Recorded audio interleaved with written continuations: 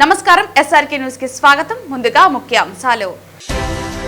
రాష్ట్ర ప్రభుత్వం చేపట్టిన నక్ష రీసర్వే కార్యక్రమం పారదర్శకంగా నిర్వహించాలి. అధికారులకు సూచించిన తిరుపతి నగరపాలక సంస్థ కమిషనర్ మౌర్య.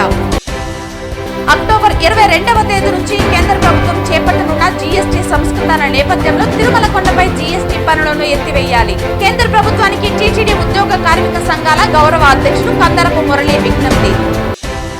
విద్యారంగం సమస్యలపై చలో విజయవాడ. పెండింగ్ లో ఉన్న ఫీజు బకాయిలు మరియు హాస్టల్ సమస్యలపై సెప్టెంబర్ 6న చలో విజయవాడ. ఎస్వి యూనివర్సిటీలో పోస్టర్స్ విడుదల చేసిన ఎస్ఎఫ్ఐ. వార్తల్లోని వివరాలు. రాష్ట్ర ప్రభుత్వం చేపట్టిన నక్ష రీసర్వే కార్యక్రమం పారదర్శకంగా నిర్వహించాలని తిరుపతి నగరపాలక సంస్థ కమిషనర్ మౌర్య అధికారులకు సూచించారు.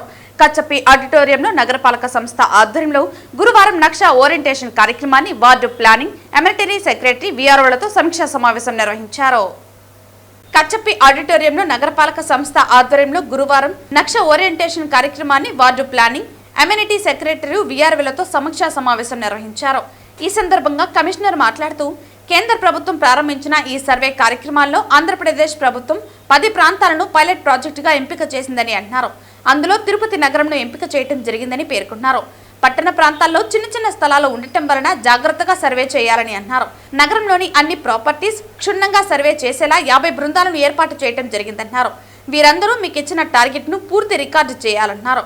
ఈ సర్వే 60 రోజుల్లో పారదర్శకంగా పూర్తి చేయాలని పేర్కొన్నారు. సర్వేకి వెళ్లినప్పుడు స్థానిక నాయకులను కలుపుకుని వెళ్లాలని, ఈ ఓరియంటేషన్ కార్యక్రమాన్ని సిబ్బంది సద్వినియోగం చేసుకోవాలని అన్నారు. ముందుగా ప్రభుత్వ భూములను గుర్తించాలని అన్నారు. ఎవరు ఎటువంటి పొరపాట్లకు పాల్పడినా ఆన్లైన్ భూ రికార్డుల తయారీలో ఇబ్బందులు వస్తాయని జాగ్రత్తగా సర్వే చేయాలని అన్నారు. సర్వే పూర్తయిన తర్వాత నగరంలోని ప్రభుత్వ ప్రైవేటు ఆస్తులు అన్ని డిజిటల్ రికార్డింగ్ అవుతాయని, భవిష్యత్తులో ఎటువంటి న్యాయపరమైన చిక్కులు ఉండవని అన్నారు. నక్ష సర్వేకి వచ్చిన బృందానికి నగరంలోని అన్ని భవనాల యాజమానులు, స్థల యాజమానులు భూ రికార్డు పత్రాలను చూపించి ఆన్లైన్ రికార్డుల్లో మీ స్థలాలను భద్రపరుచుకోవాలని అన్నారు. AP greenery and beautification chairman Sugunamma, రాష్ట్ర యాదవ కార్పొరేషన్ చైర్మన్ నరసింహ యాదవ్ మాట్లాడుతూ పారదర్శకమైన భూ రికార్డులను ఏర్పాటు చేసేందుకు ఈ కార్యక్రమం చేపట్టారని అన్నారు. రాష్ట్ర ముఖ్యమంత్రి నారా చంద్రబాబు నాయుడు రాష్ట్రంలో అన్ని భూ రికార్డులు పారదర్శకంగా ఉండాలనే ఉద్దేశంతో ఈ కార్యక్రమం చేపట్టారని అన్నారు. దేశవ్యాప్తంగా 152 నగరాలు, ఆంధ్రాలో 10 నగరాలను పైలట్ ప్రాజెక్టుగా ఎంపిక చేశారని అన్నారు. అందులో తిరుపతిని ఎంపిక కావటం అదృష్టమని అన్నారు. అధికారులు, సిబ్బంది జాగ్రత్తగా పారదర్శకంగా సర్వే నిర్వహించాలని సూచించారు. రాష్ట్ర నాయి బ్రాహ్మణ కార్పొరేషన్ అధ్యక్షుడు Sadasivam, SC corporation member Kumaramma, రజక కార్పొరేషన్ మెంబర్ చంద్ర, కార్పొరేటర్లు కుమారి, అనిత, డిప్యూటీ కమిషనర్ అమరయ్య తదితరులు ఈ కార్యక్రమంలో పాల్గొన్నారు. తిరుమల కొండపై జీఎస్టీ పన్నులను ఎత్తివేయాలని టీటీడీ ఉద్యోగ కార్మిక సంఘాల గౌరవ అధ్యక్షులు కందరపు మురళి కేంద్ర ప్రభుత్వానికి విజ్ఞప్తి చేశారు. అక్టోబర్ 22వ తేదీ నుంచి కేంద్ర ప్రభుత్వం చేపట్టనున్న జీఎస్టీ సంస్కరణల నేపథ్యంలో ఈ చర్యను ప్రకటించాలని కందరపు మురళి కోరారు. అక్టోబర్ 22వ తేదీ నుంచి కేంద్ర ప్రభుత్వం చేపట్టనున్న జీఎస్టీ సంస్కరణల నేపథ్యంలో ఈ చర్యను ప్రకటించాలని కందరపు మురళి కోరారు. జీఎస్టీ సంస్కరణలో విద్యారంగానికి 0% ప్రకటించారని, అదే మాదిరి తిరుమల ఆలయానికి 0% జీఎస్టీని ప్రకటించడం ద్వారా భక్తులకు, యాత్రికులకు ఎంతగానో తోడ్పడుతుందని, ఆయా సంస్థల పరిధిలో మరిన్ని అభివృద్ధి పనులు చేపట్టడానికి వీలవుతుందని కందరపు మురళి ఆ ప్రకటనలో పేర్కొన్నారు. టీటీడీ పాలక మండలి ఈ దిశగా ఆలోచించి అత్యవసర పాలక మండలి సమావేశం జరిపి కేంద్ర ప్రభుత్వానికి వినతిని సమర్పించాలని కోరారు. గత 5 ఏళ్లలో టీటీడీ జీఎస్టీ కింద 150 కోట్ల రూపాయలకు పైగా చెల్లించిందని, కేవలం 2024 సంవత్సరంలోనే 50 కోట్ల వరకు ఈ పన్ను చెల్లింపు ఉందని స్వయంగా లోక్సభలో ఆర్థిక మంత్రిత్వ శాఖ తరపున మంత్రి పంకజ్ చౌదరి ప్రకటించిన విషయాన్ని కందరపు మురళి గుర్తు చేశారు. తిరుమలపై పూర్తిగా జీఎస్టీ విధానాన్ని ఎత్తివేయాలని టీటీడీ ఉద్యోగ కార్మిక సంఘాల తరఫున నేను కేంద్ర ప్రభుత్వానికి విజ్ఞప్తి చేస్తున్నాను. ఈ ఏడాది ఫిబ్రవరిలో లోక్సభలో మంత్రి పంకజ్ చౌదరి మాట్లాడుతూ గత 5 ఏళ్ల కాలానికి 136 కోట్ల రూపాయలకు పైగా, అంటే 2024 డిసెంబర్ నాటికి ఆయన చెప్పిన లెక్కలు, ఆ తర్వాత 3 నెలల కాలం లెక్క వేసుకుంటే మొత్తం 150 కోట్ల రూపాయలకు పైగా జీఎస్టీ పన్నుని టీటీడీ చెల్లించింది. ఇది ప్రత్యక్ష పన్ను. ఇది కాకుండా పరోక్షంగా తిరుమల లడ్డూ తయారీకి వినియోగించే నెయ్యి కావచ్చు, పప్పు దినుసులు కావచ్చు, చక్కెర కావచ్చు, ఇతరత్ర పదార్థాలు ఏమేమి కొనుగోలు చేస్తున్నారో ప్రతిరోజు వందల టన్నుల ఆహార పదార్థాలని టీటీడీ కొనుగోలు చేస్తుంది. వీటన్నిటికీ జిఎస్టీ చెల్లించేది ఒక నిత్య కార్యక్రమంగా ఉంది. అదే మాదిరి తిరుమల ప్రతిష్టను విశ్వవ్యాపితం చేసింది అన్నదానం. ఒక రకంగా ఎంతో భక్తిభావంతో చాలామంది దీనికి విరాళాలు ఇస్తుంటారు. ఒక నిరంతరం వేల సంఖ్యలో జనానికి ప్రతినిత్యం, కొన్ని సందర్భాల్లో లక్షల సంఖ్యలో వచ్చినా సరే అన్నదానం ఎప్పుడూ ఆగింది లేదు. నూతన పద్ధతులన్నీ తీసుకొని వచ్చి మరింత పటిష్టవంతంగా దాన్ని అమలు చేస్తున్నారు. ఈ అన్నదానానికి సరఫరా చేసే వస్తువులు కూడా ఆఖరికి బియ్యం మీద కూడా జిఎస్టీ చెల్లించాల్సినటువంటి పరిస్థితి ఏర్పడింది. కొనుగోలు చేసే ప్రతి వస్తువు మీద టీటీడీ జిఎస్టీ చెల్లిస్తుంది. ఈ లెక్కలన్నీ తీసుకుంటే కొన్ని వందల కోట్ల రూపాయల భారం తిరుమల తిరుపతి దేవస్థానం మీద ప్రతి ఏడాది పడుతూ ఉంది. ఇప్పుడు జిఎస్టీ సంస్కరణల్ని ప్రారంభించారు. 4 స్లాబులను 2 స్లాబులుగా మార్చారు. 5-12% మాత్రమే ఉంటుందని చెప్పారు.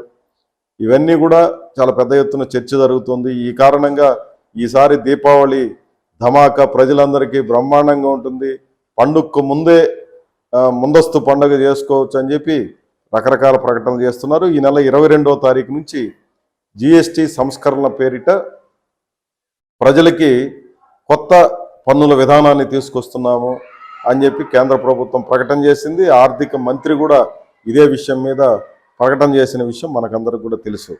ఈ సంస్కరణలో భాగంగానే బీజేపీ నాయకత్వం తిరుమల ఆలయాన్ని పూర్తిగా జిఎస్టీ రహిత ఆలయంగాను, తిరుమల ప్రాంతాన్ని జిఎస్టీ పన్నురహిత ప్రాంతంగాను ప్రకటించాల్సినటువంటి ఆవశ్యకత ఉంది.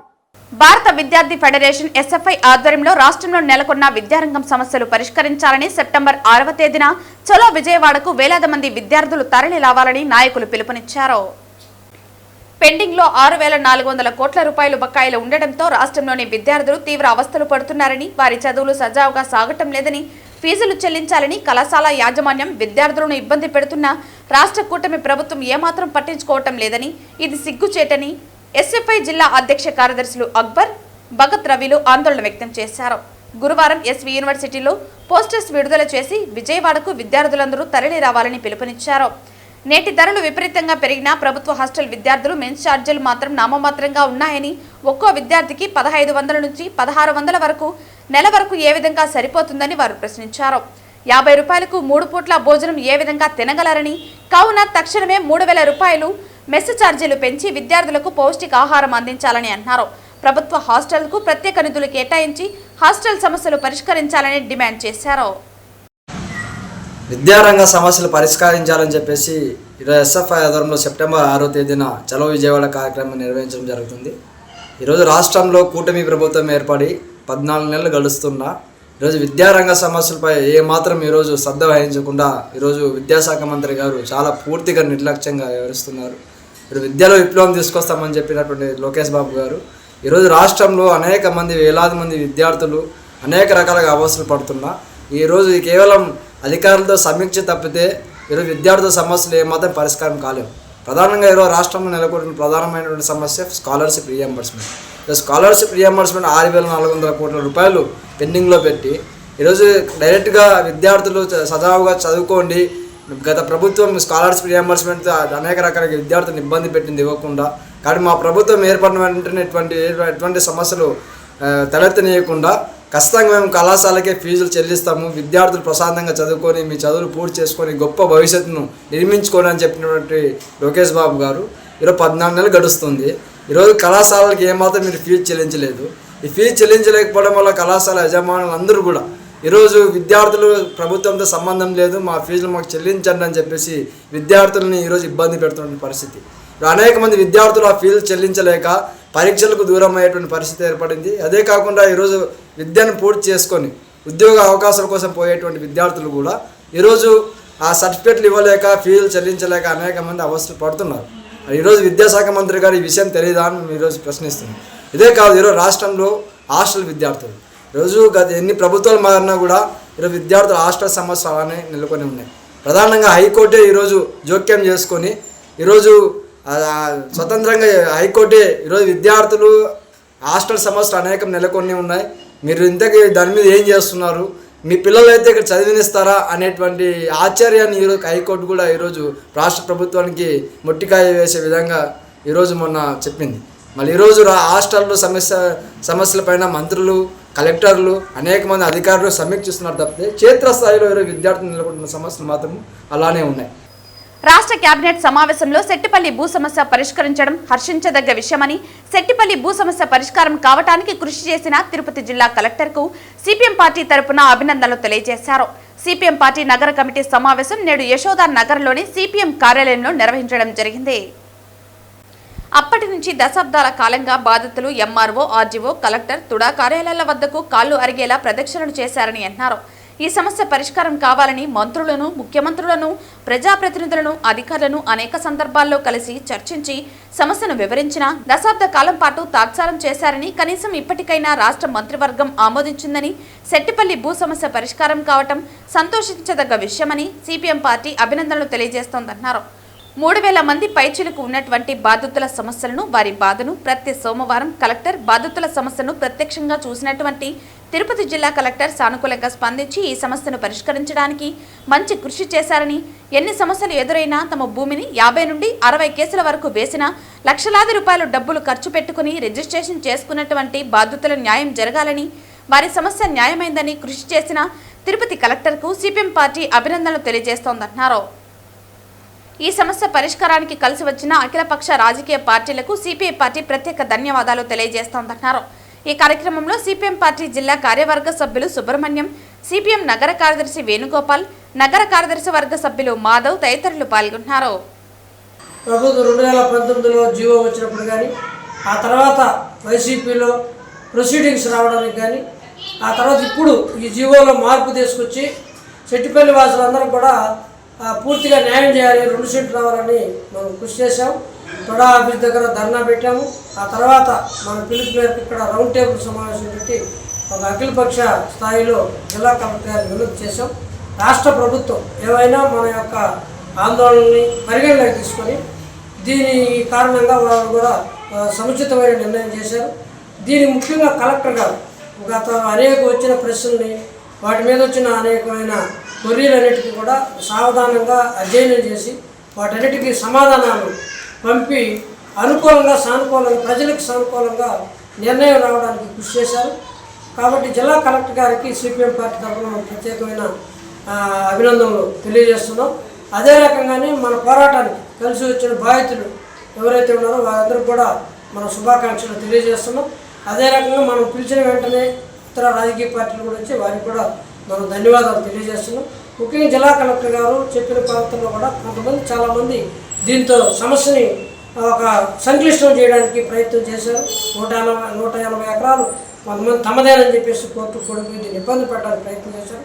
ఈ అన్ని సందర్భాల్లో జిల్లా కలెక్టర్ గారు ఇతర వాళ్ళు గట్టిగా ప్రయత్నించి మనం తొడా ఆఫీస్ దగ్గర చేసినప్పుడు కూడా తొడా చైర్మన్ కూడా నేను అధికారులతో, మంత్రితో మాట్లాడి అయ్యేట్టుగా చేస్తామని చెప్పారు. వారు కూడా కృషి చేశారు. ఏమైనా రాబోయే కాలంలో ఇప్పటి నుంచి రెవెన్యూ యంత్రాంగం కృషి చేసి తొడా కూడా బాగా ప్రయత్నం చేసి లేఅవుట్ వేయడము, పారదర్శకంగా డ్రిప్ పద్ధతిలో అందరికీ కూడా డ్రిప్ సిస్టంలో ప్రతి ఒక్కరికి ప్లాట్లు కేటాయించడము, ప్రతి ఒక్కరికి ఏ ఒక్కరికి కూడా అన్యాయం జరగకుండా న్యాయం జరిగేటట్టుగా చూడాలని చెప్పేసి సిపిఎం పార్టీ తరఫున కోరుతున్నాం. రెవెన్యూ యంత్రాంగానికి, జిల్లా కలెక్టర్కి ప్రత్యేకంగా ధన్యవాదాలు తెలియజేస్తాం.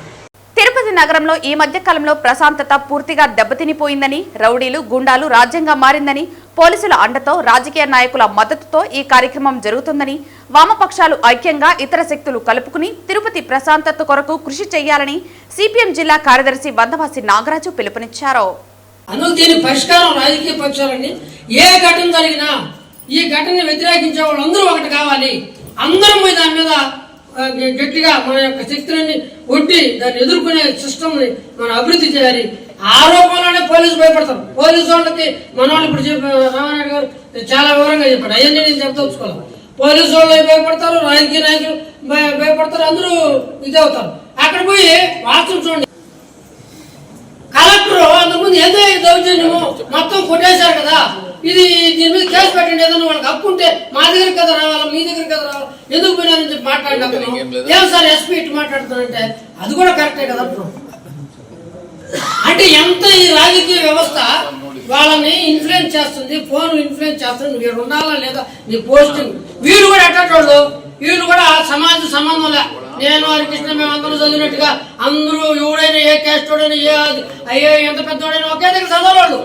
వాళ్ళు సపరేట్ గా ఒక ప్రత్యేకమైన స్టేజ్లో చదివినారు. ఆ మెంటాలిటీ తప్ప ప్రజల యొక్క దృక్పథం ప్రజలతో కలిసి ఉన్న పరిస్థితి లేదు. అందువల్ల వాళ్ళ ప్రజల గురించి నేర్పించాల్సిన అవసరం ఇది ఈరోజు ఎక్కువైంది. కాబట్టి ఇప్పుడు ప్రజా పోరాటాలు ఉధృతంగా ఉన్నాయనుకో, గురిలో పడతారని భయపడతారు. మనం వామపక్ష పోరాటాలు మనం కూడా తీవ్రమైన పోరాటాలు తగ్గిపోయిన తర్వాత పక్కదారి వాళ్ళకి బాగా ఆదాయం సంపాదించే వనరు కనపడతా ఉంది. మన పోరాటాలు ఉధృతం చేయడం ఈరోజు మొత్తం కేంద్ర ప్రభుత్వమే ఒక మతోన్మాదాన్ని తీసుకొచ్చి ప్రజల్లో పెద్ద ఎత్తున చిచ్చు పెట్టి ఒక దుర్మార్గమైన పాలన చేస్తూ ఉంది. దానికి అండగా ఇక్కడున్న రాజకీయ వ్యవస్థ 4 పార్టీలు, ప్రతిపక్షంలో అధికార పక్షులు అన్నీ కలిసి వాళ్ళకు వంత పడుతూ ఉన్నారు. ఆ రూపంలో రాష్ట్రాన్ని సర్వనాశనం చేయడానికి ఈ యొక్క దుర్మార్గం ఉపయోగపడుతుంది. ముఖ్యంగా తిరుపతిని ఒక కేంద్రంగా, ఎందుకంటే ఇక్కడ విలువ, భూమి విలువ మిగతా వాటితో పోల్చినప్పుడు ఎక్కువ విలువ ఉంది కాబట్టి దీని మీద పడి ఈరోజు చేస్తున్నారు. ఆ రూపంలో చేస్తున్న వాటన్నిటిని మనం పేదవాళ్ళకి అండగా ఉండాలి, కార్మిక వర్గాలకు అండగా ఉండాలి, మహిళలకు అండగా ఉండాలి, దళిత వర్గాలకు అండగా ఉండాలి. అది అందరం కానీ ఒకసారి మనం అందరం కూడా ఐక్యమై పోరాటం చేసి ఒక కమిటీ చేసుకొని ఈ యొక్క శాంతి భద్రతలు కాపాడడం కోసం మనం నిలవాలని ఉంటే పరిష్కారం తప్ప ఇంకోటి కాదని చెప్పి సిపిఎం పార్టీ మేము భావిస్తున్నాం. మా దృష్టికి వచ్చిన వాటి అన్నిటి మీద కూడా మేము కృషి చేసి అందరినీ కలిపి దాని మీద చేయడానికి ప్రయత్నం చేస్తాం. అది వేణుగోపాల్ కాలం చేసాం, లేకపోతే ఇంతకుముందు జేమ్స్ దీని మీద మేమందరం కలిసి అన్ని దీని కలిసి చేసేటట్టు కొన్ని ఘటనలు చేస్తున్నాం. కానీ ఒక ఉమ్మడిగా చేసి ఇంకా బలంగా దీన్ని చేయాలి. ఏమైనా ఈరోజు చొరవ తీసుకొని మన విశ్వ అనే ఘటనలు చూసిన తర్వాత అక్కడ ఇక్కడ మన మురళీలందరూ మాట్లాడుకున్న తర్వాత ఈ చేసిన ప్రయత్నం అభినందనీయం. అందువల్ల ఈ కృషిలో మనందరం కూడా భాగస్వామ్యం అవుతామని సిపిఎం పార్టీ దీంతో భాగస్వామ్యం అవుతుందని తెలియజేస్తూ ముగిస్తున్నాను. తిరుపతిలో క్రడై ఆధ్వర్యంలో జరగబోయే ప్రాపర్టీ షో సెప్టెంబర్ 5, 6, 7వ తేదీలలో డిబిఆర్ హాస్పిటల్ రోడ్డులోని శ్రీ కన్వెన్షన్ హాల్ నందు వైభవంగా నిర్వహించనున్నారు. ఈ ప్రారంభోత్సవానికి తిరుపతి ప్రజలు మరియు పరిసర ప్రాంతాల వారు అందరూ హాజరై ఈ సదవకాశాన్ని వినియోగించుకోవాలని నిర్వాహకులు కోరారు. ఈ సందర్భంగా వారు మాట్లాడుతూ హోమ్లోన్స్ కు సంబంధించిన ప్రముఖ బ్యాంకులు Indian bank, SBI, Indian overseas బ్యాంకులు, ఆటోమొబైల్స్ మరియు ఇతర కంపెనీలు అనేక స్టాల్స్ లో పాల్గొననున్నాయని తెలిపారు. ప్రజలు ఇక్కడ తుడా అప్రూవల్ తో కూడిన అన్ని అనుమతులు కలిగిన క్లియర్ టైటిల్ ప్రాపర్టీస్ ను చూడవచ్చని, కొనుగోలు చేయవచ్చని, ఇల్లు లేదా ప్రాపర్టీ కొనుగోలు చేయదలిచిన ప్రతి ఒక్కరూ తప్పనిసరిగా ఈ అవకాశాన్ని వినియోగించుకోవాలని విజ్ఞప్తి చేశారు. ఈ కార్యక్రమం గురించి CREDAI chairman Gopinath, president Ramaprasad, vice president Rajesh Babu, secretary Narasimha Reddy, treasurer Harikrishna తదితరులు తిరుపతి ప్రజలకు పిలుపునిచ్చారు. సో ఈ 2025 ప్రాపర్టీ ఎక్స్పో క్రెడాయి కండక్ట్ చేస్తూ ఉంది.